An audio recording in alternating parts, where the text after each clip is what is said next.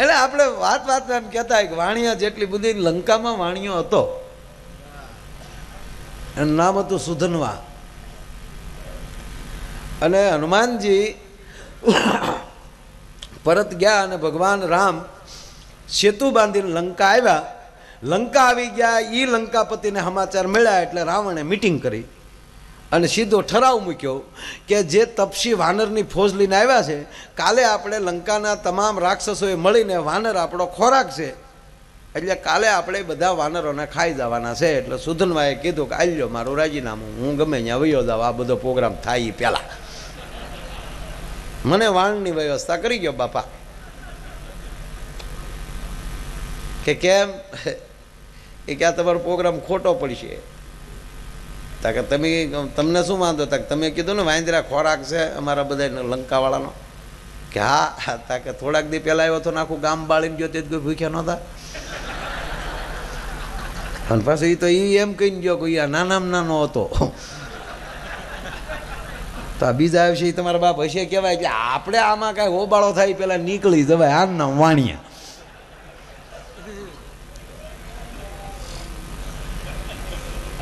એટલે બે એવા બે ભાઈઓ પોતાની દુકાને બેઠેલા અને પછી ઘરાકી નહીં એટલે એ બે ભાઈઓ બેઠે તો મજા આવે. જય જિનેન્દ્ર,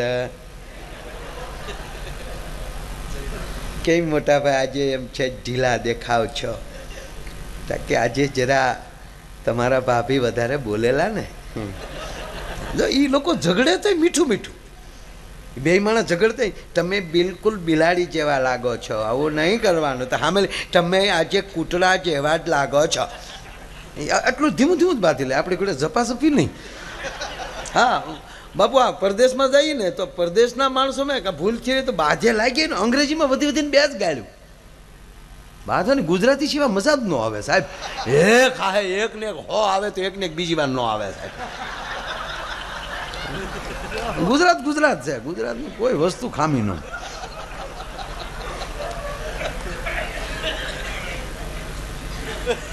હમણાં ઓલા વિધાનસભામાં થયો તો ઓલા બેન નહોતા એક ધારાસભ્ય કહેતા કે ઓલા ભાઈને ગાળ બોલતા આવડતું. મેં ઇન્ટરવ્યુમાં કીધું હતું હું કોઈ ત્યાં એ વિસ્તારમાં ગાળથી શરૂ થાય, ગાળ હું છે એને ખબર નથી. આ લોકો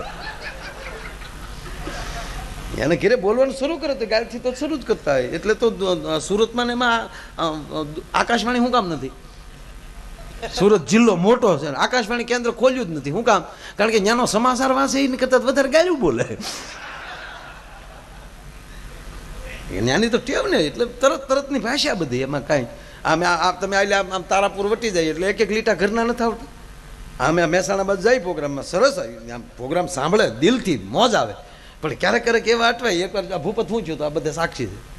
અમે પગ્યા પેલા માઇકમાં માયાભાઈ આયરના વાયસરો આવી ગયા છે. આ વાયસરો બધા હકીકત બનેલો.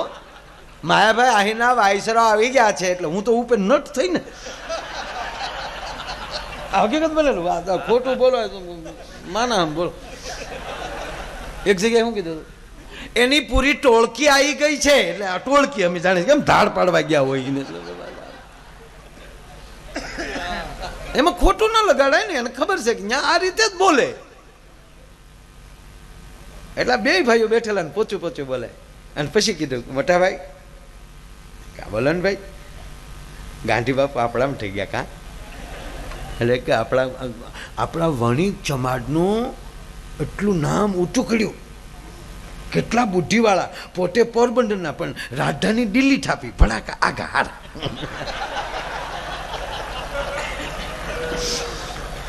હા નહીતર એમ ન થાય કે આપણે ગામમાં જ રાખીએ, પોરબંદરમાં જ તે ન કરે ને. પણ નહીં, આગું જ રાખીએ.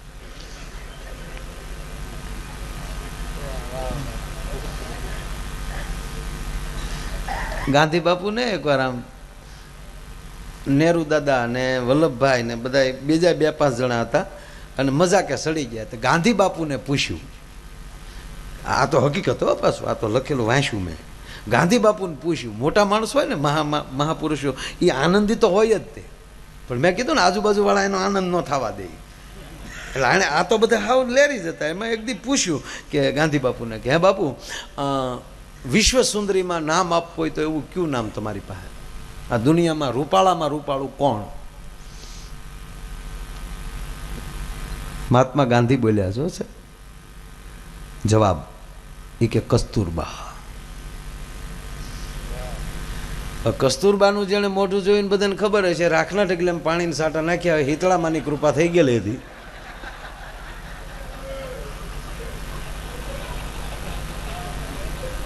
આ બનેલું ઓલાય ટીખળમાં કસ્તુરબા બેઠા બેઠા રેટીઓ કાપતા હતા તો કસ્તુરબાએ કીધું છોકરાઓ શું એ કે તમે હસો હસો તો ઓલા ઊભા થઈને ન્યા ગયા એ કે બા ઘડીક ઊભા એટલે રેટીઓને આમ પૂણીને બધું મૂકી દીધું.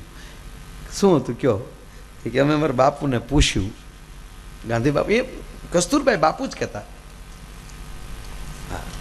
કે અમે બાપુને પૂછ્યું કે અત્યારે વિશ્વ સુંદરીમાં નામ કોઈનું લેવું હોય તો દુનિયામાં રૂપાળામાં રૂપાળું કોણ?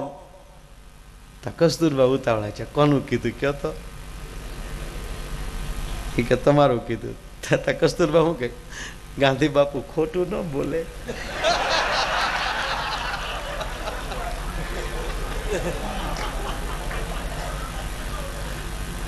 કેવડી મોટી વાત છે સાહેબ ખબર? આ જ વસ્તુ ગાંધીના દેશના દરેક યુવાનોમાં આવી જાય કે મારી પત્નીથી વિશ્વમાં કોઈ રૂપાળું ન હોઈ શકે, એ જ મહાત્મા ગાંધી બની શકે. હે અત્યારે કયો એવો ખીચો છે કે એના ખીચામાં ગાંધી ન બેઠા હોય? એક પણ ખીચો એવો ન હોય કે જેમાં ગાંધી ન બેઠા હોય. શું કામ? જે પેલા પોતાના ખીચા ગુમાવી એકે ને એ બીજાના ખીચામાં બેસી એકે. ગાંધી બાપુએ ખીચાનો ત્યાગ કર્યો હતો, પોતળી પહેરીને જીવી ગયા એટલે આજ બધાને ખીચામાં બેઠા. તે બે ભાઈ વાતો કરતા હતા. ગાંધી બાપુ કેટલા હે મોટા ભાઈ, ગાંધી બાપુ એટલા બધા બુદ્ધિવાળા કેમ? એ બકરીનું દૂધ ખાતા. ગાંધી બાપુ બકરીનું દૂધ ખાતા. પણ એ બકરી કઈ બોરડીને પાલો નહોતી ખાતી ભાઈ. એ ભાઈ કાજુ બદામ ને પીસતા ભરી રહેતી ડોઈ. હા, એક મુઠ્ઠી જવાહરલાલ નહેરુ કાજુ લાવ્યા હોય તો બે મુઠ્ઠી બદામ વલ્લભભાઈ આપતા. તો એક દી મૂળ તો વધી ગઈ બદામ જવાહરલાલ ની.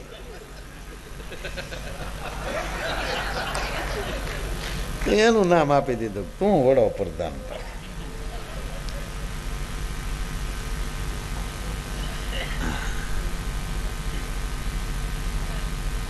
હે ભાઈ બકરીનું દૂધ ખાઈ તો બુદ્ધિ બહુ બુદ્ધિ વધે. તો આપણે બકરી લઈ આવો. તે બકરી લઈ આવે. લાવ્યા પછી હલવા નાખ. વાણિયાનો દીકરો સારવા થોડો જાય. પછી મોરારી બાપુ કહેતા કે વાણિયો વનમાં ન શોભે ને બાબો બેંકમાં ન શોભે. હાથમાં તુંબડી હોય ને શીપિયો હોય ને આમ શેકલીને ઊભા હોય એ ફોટો સારો જ ન લાગે. અને આ વાણિયો કે બકરા સારતો હોય, વાણિયાનો દીકરો ટોપી હોય ને હાથમાં લાવ ધોચનો શેડો હોય નો સારું લાગે. એ શોભે જ નહીં.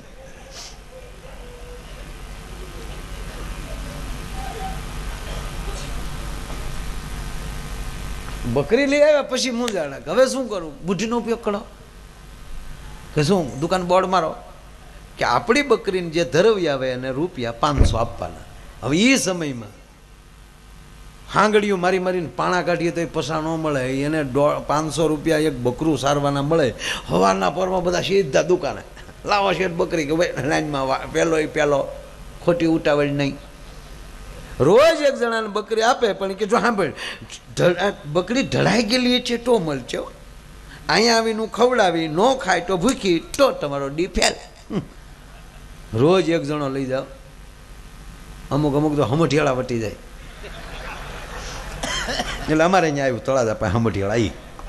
હા પાછું આપણે બધું પાછું ઘેરે જવાનું હોય ને એટલે બધું પાછું જોવું પડે. કા ભરું છે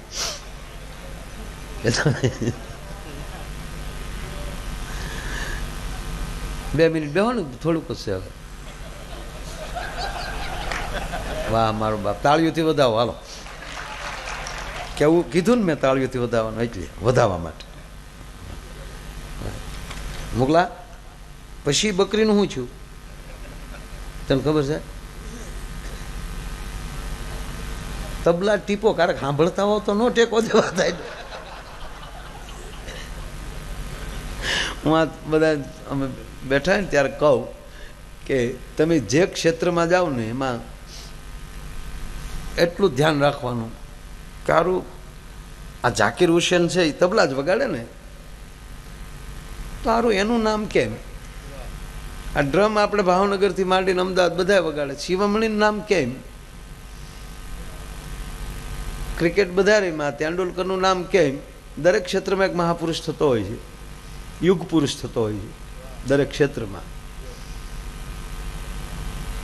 એટલા અધિકારી તો અમુકને જ રાષ્ટ્રપતિ એવોર્ડ કેમ? અને વચ્ચે એટલું જ કહેવાનું તો હું જે ક્ષેત્રમાં છું એમાં હું કેમ નહીં. તમારા તમામ જિંદગીના પ્રશ્નોનું સોલ્યુશન થઈ જાય. નાટક રમવા આવ્યા હોય ને સ્ત્રી પાત્ર લીધું હોય પછી મને શરમ લાગે, નો કરાય, પછી પરપુદડી ફરી જ જવાય. તો નકર વેહ નહોતો પહેરવો. ભજવા હોય ને મળે નહીં ભભૂતિયા. રોજ એક જણો બકરી ચારી આવે, ઓલા કે જો ભાઈ ખાશે તો ભૂખી, ન ખાય તો ધરાઈ ગયેલી તો 500. ઓલા બકરી સારીને આવે ને તો શેઠ રસકો કાઢે, બકરીને કે ગીધી ગીધી ગીધી ગીધી. બકરાને ટેવ હોય, ગમે એટલું ધરાઈ ગયેલું હોય ને તો રસકો ભાડે તો 2 ફૂદડા તોડ્યા વગર રહે નહીં. ચાલુ મન જેવું છે.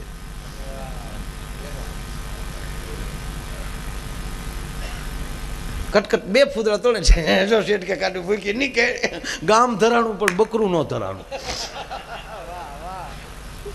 પછી ગામે નિર્ણય કર્યો કે આપણેથી એક બકરું ન ધરે, જીવવાનો અધિકાર નથી. કટપ્પનને બોલાવો.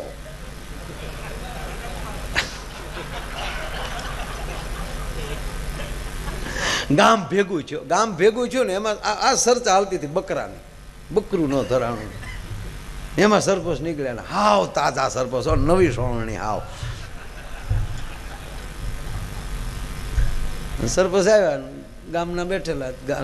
સરપંચને હું છું કે આ વિશ્વાસની દરખાસ્ત ના, ગામ કેમ ભેગું છું આપણી મંજૂરી વગેરે. એટલે સરપંચ કીધે કે હું ભેગા જાય કે ભાઈ અમારા કામે કાંઈ બીજું કાંઈ બીજું કાંઈ નથી બાપા, અમારું દુઃખે. અરે કે તમારું દુઃખી મારું દુઃખ, ગામનો સરપંચ હોઉં શું છે કે કાંઈ નહીં, આપણે કપૂરસન શેઠ છે કે નહીં કે એ તો મને કાલ મળ્યા હતા, એને શું છું કે એને ન છું ગામને છું છે. હું બકરું લાવ્યા એમાં શું થઈ ગયું કે બકરું લાવ્યા ધરવવાના 500 રૂપિયા. એ જે બકરી ચારી આવે ને ધરવી આવે એને 500 રૂપિયા સરપંચ આપે. અમુકે તો 5-5 કિલો કપાસ્યા ખવડાવ્યા. ગામ ધરાણું પણ શેઠનું બકરું ન ધરાણું, એટલે ભેગા છે બાબા, બીજું કાંઈ નથી. એક બકરું ન ધરાણું, અમે અમથા સરપંચ છે કેવું જોવે ને તમારે. સરપંચ હો સીધા. જય માતાજી શેઠ. એટલે સરપંચ કાકા આવો, સરપંચ કાકા ટન ભાગ કોઈ દી ના આજા બજાડે નીકળ્યા. બોલો બોલવું નથી. બકરી ક્યાં છે? બકરી તમને થોડી દેવાય, તમે મોટા માણસ. પણ 500 ક્યાં નાના, એ એક દીમાં ક્યાં જવાહર યોજનામાં નીકળવાના. પણ મોટા માણસ પછી તમે ડખો કરો એ ન મજા આવે. જો ઢળવીને લાવજો તો આપ્યો અને હું અહીંયા આવીને ઠવડાવી થાય તો ભૂચી. અરે ખવડાવજો, હું રજકામાં હુવડાવજો.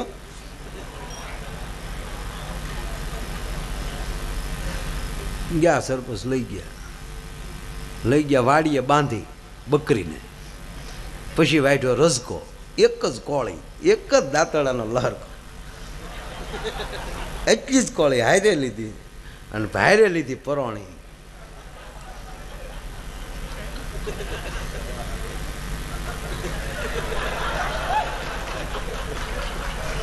બકરીએ કીધું કે આ દારૂ કઈક રૂપક જુદું છે હો. બકરીને કીધી બકરી જ આમ જ રજકા પાસે આવીને તો ફડાક દીધી એક પરોણી મારી તો બકરી આટી ખાઈ ગયો.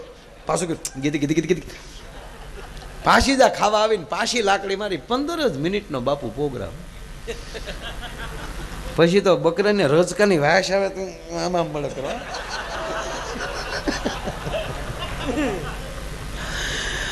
15 મિનિટનો ઈ પ્રોગ્રામ, 15 મિનિટનો આવવામાં, 15 મિનિટનો જવામાં, 45 મિનિટે સરપંચ પોગી ગયા શેઠની પેઢીએ. એમાં બાપા દી થોડા લાગે કે લ્યો શેઠ તમારી બકરી ધરાઈ જાય. સરકાર ધરાઈ જાય, તારું બકરું કેટલી ઘડી ગયું.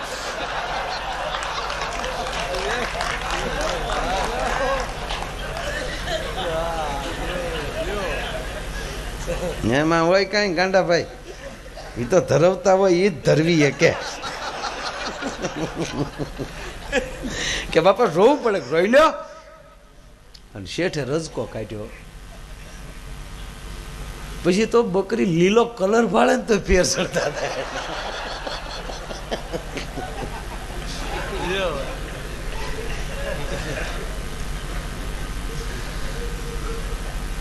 સરપંચે કાઢ્યો રજકો.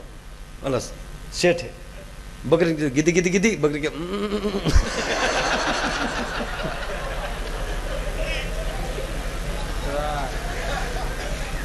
સરપંચ જો હારે કે વાણિયા દીકરો ને ક્યાંય ક્યાં સુધી ગીજી ગીજી ગીધી. બકરી કે મોઢે અડાડ્યું ફરું કરીને વહી ગઈ, પણ રજકા હામું ન લ્યો, ભૂખી લઈ ગયા ને 500 ઠપકારી ગયા સાહેબ. હે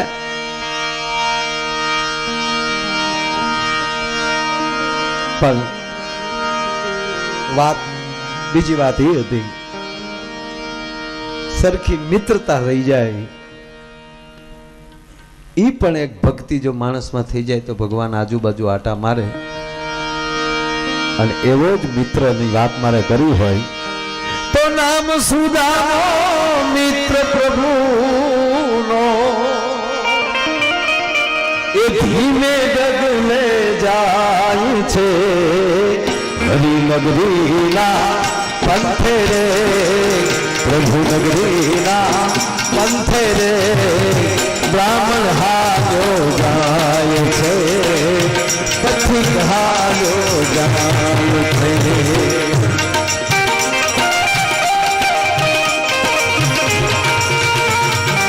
એક વાર આ વાત આવી એટલે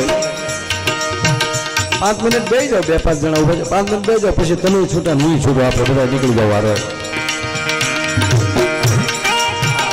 જોક્સની વાત, હાસ્યની વાત હાલતી હોય ને, દોઢ હો નહીં પોણા વૈયા ગયા હોય ને તો એ જરાય અસર ન થાય.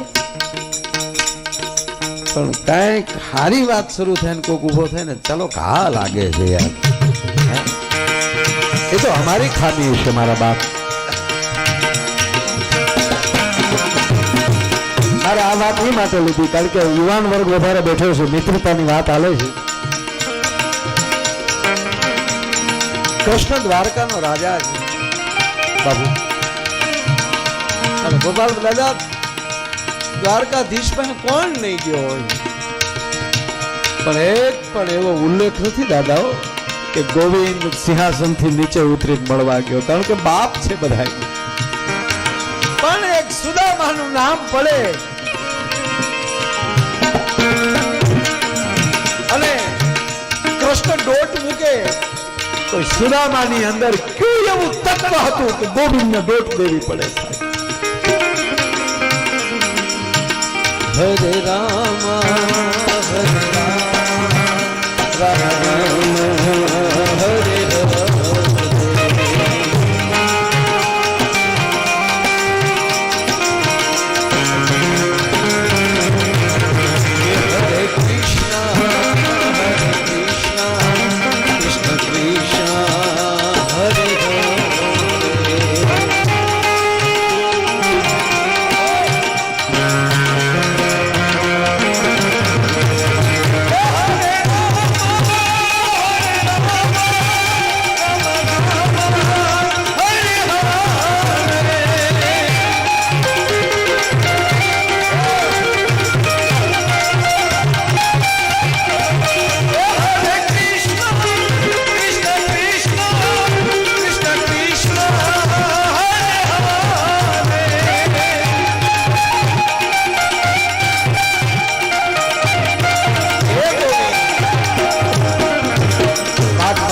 એક જ મિનિટની છે સાહેબ.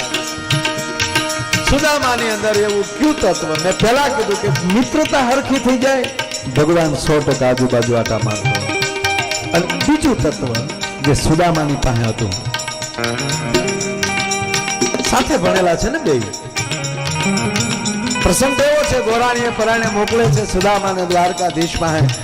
એને ખબર હતી કે દ્વારકાધીશ પાસે અમથા જાવ ને તોય દારિદ્ર્ય ભયું જાય. અને કાનદાસ બાપુ તો એવું કહેતા બાપુ કે તમે દ્વારકા જાઓ, સમય ન હોય, તમે ગયા અને મંદિર બંધ થઈ ગયું, પછી બીજો દી રોકાવાની તમારી પાસે સમય ન હોય અને તમારે નીકળવું પડે તો ચિંતા બિલકુલ ન કરતા ખાલી દ્વારકાધીશના દેવળની ધજા જોઈ લેજો સાહેબ, અને એની ધજાના દર્શન કરો ને તોય તમારી આબરૂનો ધજાગરો ન થાય કોઈ ભલામણ. હે ધજા દ્વારકાની હો, દેવળની ને જગ્યાની બાપુ આપણી ધજાવું છે ને એ ધજા છે, કેટલું ભજન થાય છે ને એ ધજા પુરાવો દેતી હોય. મારે કોઈ ધર્મનું નામ નથી લેવું, પણ અમુક ધર્મના અવડા અવડા મોટા મંદિર હોય, કિંમતી મંદિરો હોય, પણ એ ધજાના જ્યારે લીરા લબડતા હોય એવું લાગે છે. પણ ઓલી ધજા કહેતી હોય ભલે તે પાપ કરાય, વયાવી દીકરા, વયાવી દીકરા, વયાવી દીકરા, અને એકવાર ધજા નીચે આવી જાય તારા પાપના ભૂગા નો કાઢી નાખું તો તારા ગુરુની કૃપા નો કહેવાય તારા માથે. સુદામાની પાસે ક્યું તત્વ એ વાત એટલી જ મિત્રો. પ્રસંગ એવો છે કે દ્વારકા જાય છે, મુખમાં રામનું નામ છે, કૃષ્ણનું નામ છે, હરે રામ રામ રામ. એક મિનિટ તાળી પાડી ધૂન ગાવ મારો કામ બે ગાઓ.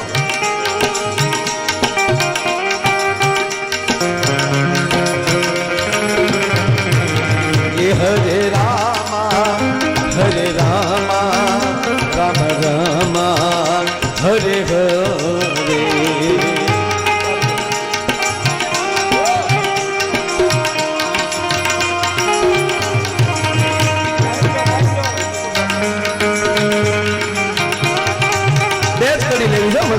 આની યાદ કરી બે વાર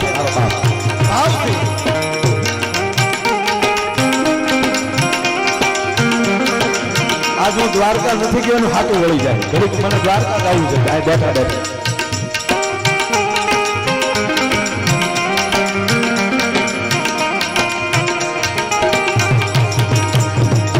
કારણ કે આપની જે સેલી ધજા ચડાવવાની હતી ને એ હતી, એટલે એની જ અત્યારે ફરક થઈ છે, એટલે નો સવાલ પ્રશ્ન નથી બીજો. હરે કૃષ્ણ કૃષ્ણ કૃષ્ણ હરે હરે, કૃષ્ણ હરે કૃષ્ણ કૃષ્ણ કૃષ્ણ હરે હરે, હરે કૃષ્ણ કૃષ્ણ કૃષ્ણ હરે હરે, હરે કૃષ્ણ કૃષ્ણ કૃષ્ણ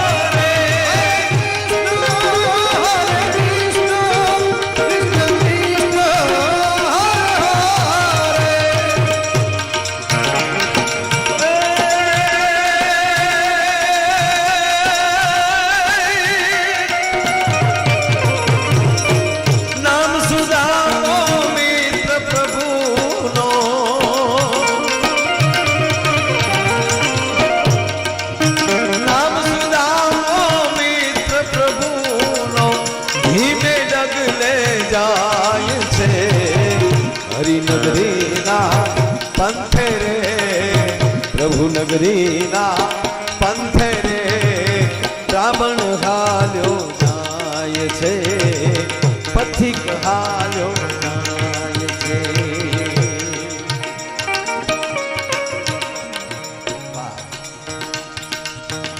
प्रसंग जाणीए छे आपणे अनेक वार सांभळ्यो छे। घणा कथा तो बापू एवी करे के सुदामा अर्धे पंथे पहुंच्या